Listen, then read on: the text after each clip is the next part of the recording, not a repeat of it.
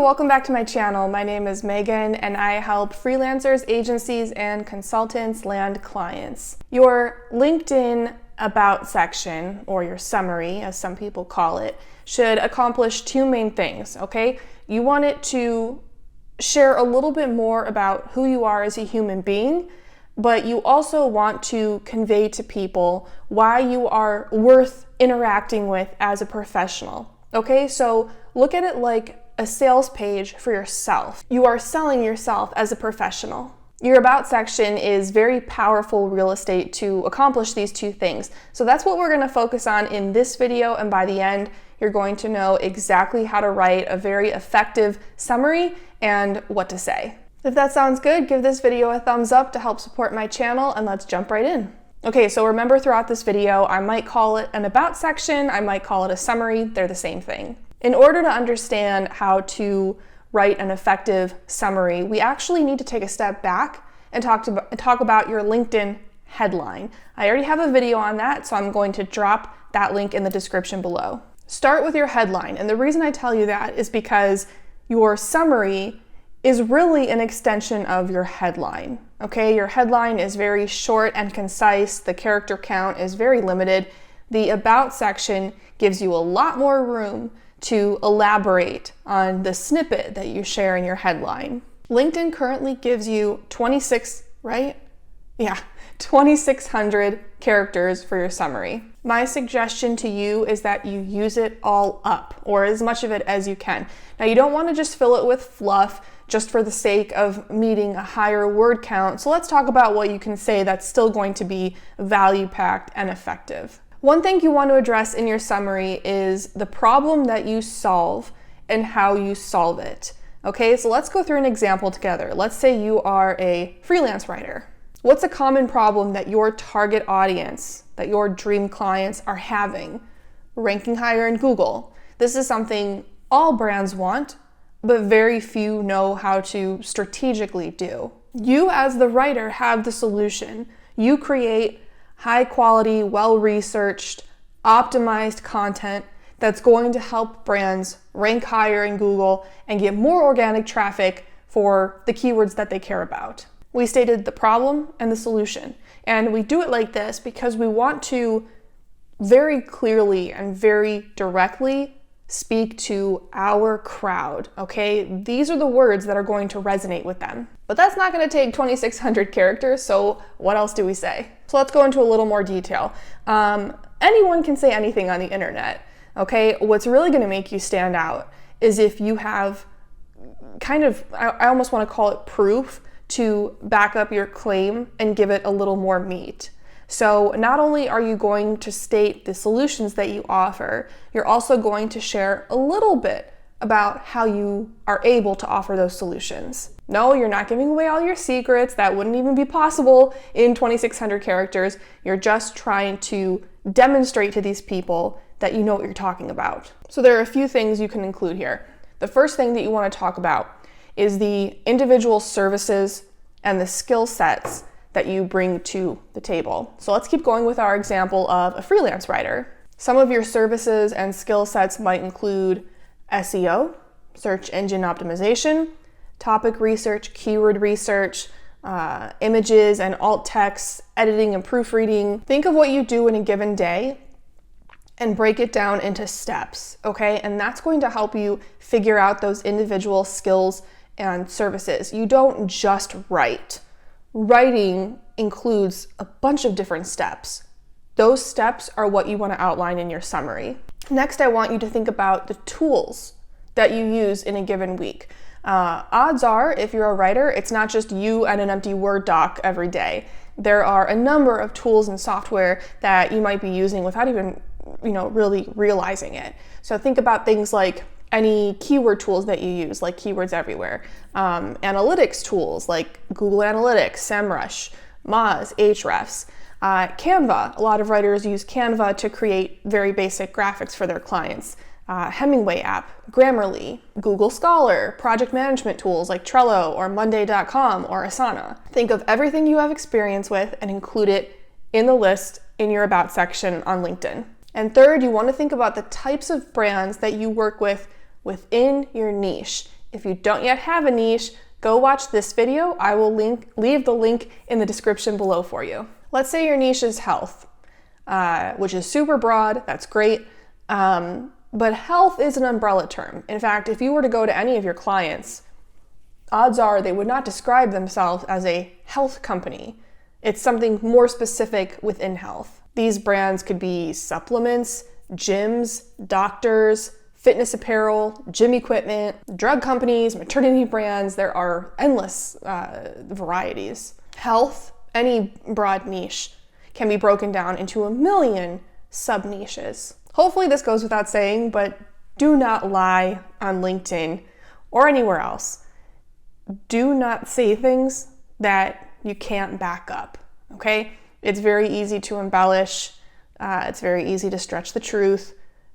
It'll come back to bite you at some point. Just do it the right way. And remember, your About section is going to evolve over time. You might not have experience with the software right now, but once you do, you just go back on LinkedIn and add it in. Now, this brings up a really important question.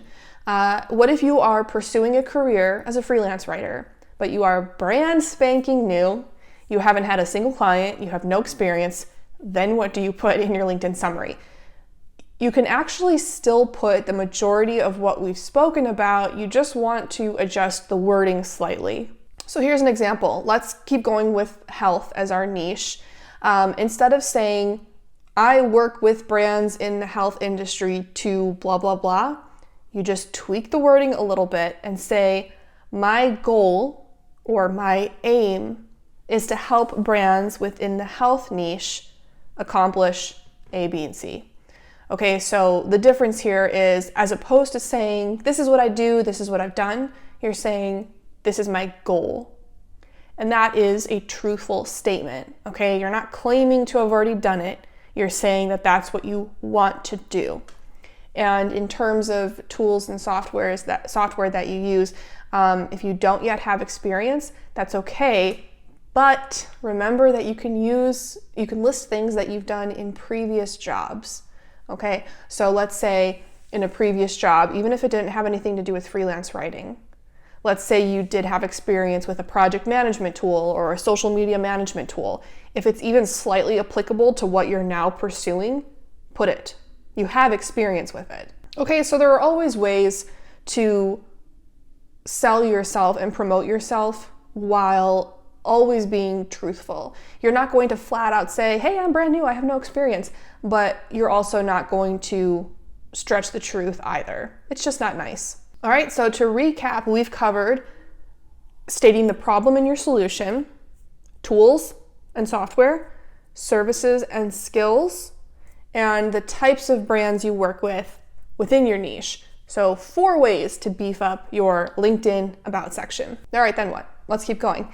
At some point in your summary, you want to include a call to action, a CTA. It usually feels most natural at the end, but you might be able to squeeze it in the middle. Just make it sound natural to the reader. There are a lot of options for CTAs. You can say, email me at my address for more. You can say, my inbox is open, DM me anytime. I would not suggest you put your personal phone number. You will regret that. If you have like a business number or a Google Voice number, that's safer, but I wouldn't put a phone number. I wouldn't put a CTA right in the beginning because when they're first reading your summary, they have no reason to care about you yet. So they need to learn a little bit more about you before they'll be willing to take action. So that's why I say put the CTA either in the middle or toward the end. You also want to include some sort of testimonial or social proof. I'm not sure if you know, but people lie on the internet. So the more you can share what other people say about you, it's better, because your target market, and this goes for every professional, every business, people are going to believe what other people say about you way, way, way, way more than what you say about yourself. Okay, so that's why online reviews are so powerful. You'll see in my summary that I have a few testimonials from students in my program, Revenue Spark. They very kindly offered these testimonials, and then I got their permission to use their first name and their last initial. Always get permission, it's just courteous. Do not include anonymous testimonials and do not make them up. Don't be that person. Be better than that. Okay, but what if you've never had a client? What if you are that brand new freelance writer we were talking about? That's okay. Have you had any sort of coworker in the past? At any job? Have you had a boss? A teacher? You just need someone, not your mom, who is willing to vouch for you as a professional, as a worker. If your only professional experience so far is at a 9-to-5, whether you're still there or you left, go to a coworker or former coworker, go to a manager, and ask if they'd be willing to say 1 or 2 nice sentences about you that you can use on LinkedIn as a testimonial. Just be sure you get permission to use their name. Testimonials are the type of thing that they just come with time, okay? Pretty soon you're gonna have so many that you won't be able to use all of them. But I guarantee that even if you are starting your business brand new, there is at least one person in your professional circle who can vouch for you. One more thing I wanna talk about, I've said in a bunch of my videos, LinkedIn is a search engine. You need to optimize it around keywords. Now, if you follow what I've explained in this video, you've probably automatically done that very naturally, but I want to be extra safe. So if you scroll down, I'm leaving the link to a couple more videos that will help you optimize your profile. You just want to make sure you've done that with your summary. And like I said, you probably already did if you followed these steps, but just double check your work and go watch those videos. So by this point, you've gathered all of the information for your LinkedIn summary and you threw it up on your profile in one giant paragraph, right? I hope not. When you're formatting your About section, you want to break it up into short paragraphs, just like you would a LinkedIn post. I have a video on that. I'll drop the link below. The reason we want to write in short paragraphs is because it's a lot easier on the eyes compared to one giant block of text, okay? If it fits your brand, your aesthetic, your niche, also consider throwing in a few emojis. Don't go crazy. LinkedIn is still like a platform for professionals, but emojis can add a little bit of color and personality, and they can help to break up the text. I also use a lot of lists. So when I list the services and skills, tools, those are all lists. I just put a dash and then I list each item, okay? That's another really simple way to break up the text and make it more, make it easier on the eyes. And that's it. I know that if writing isn't your jam and you have a hard time talking about yourself, coming up with 2,600 characters or even coming close to that can feel really overwhelming. Just break it up into one section at a time. Go back through this video and start with the problem that your audience is having and the solution that you're offering. And then pause, take a breath. Go back, talk about your services and skills. Pause, walk away from your computer, and then come back. And then you can keep doing the other 2 sections, okay? Baby steps, that's just fine. And if you're really getting stuck, go look at someone else's profile that you like, see what you like about it, and use that for inspiration. You're welcome to go to my page and see how I did it. Don't copy people, never copy. Don't be that guy. But it is perfectly okay to look to people who you admire or whose work you admire and be like, okay, what do I like about that? And then mimic it in your own way. Why am I so obsessed with LinkedIn? For starters, it's made me a ton of money. It's also helped me form a lot of wonderful relationships. It's brought me clients for my agency. It's brought me students for my program. And beyond that, it's just brought me new online friends. LinkedIn, I've said this before, it's the perfect balance between formal and informal. You know, it's formal enough that we're still there to be professional and to talk about work, but it's casual enough that you can introduce yourself to strangers and make new connections and have conversations. It's just the perfect balance. It's also incredibly efficient. For a very, what I consider reasonable amount of work, you can get amazing results. And that's why it's a big part of my program. In Revenue Spark, I teach professionals like you my complete A to Z process for landing clients. So we go through 6 methods for sourcing leads, qualifying leads, how to connect with them on LinkedIn, and on and on and on, all the way to the last step of sending them your proposal. We're trying to get away from the hustle culture, okay? The goal here is to help you come up with an efficient strategy, so that you can make the money you want on your terms, whether that means you work a lot or you work a little. Because I don't know about you, but I am exhausted. And over the last few years, I have realized that I don't want to live to work. I want to live to live, okay? So if that sounds like something you might be interested in, I've left a link below where you can go learn more about the program.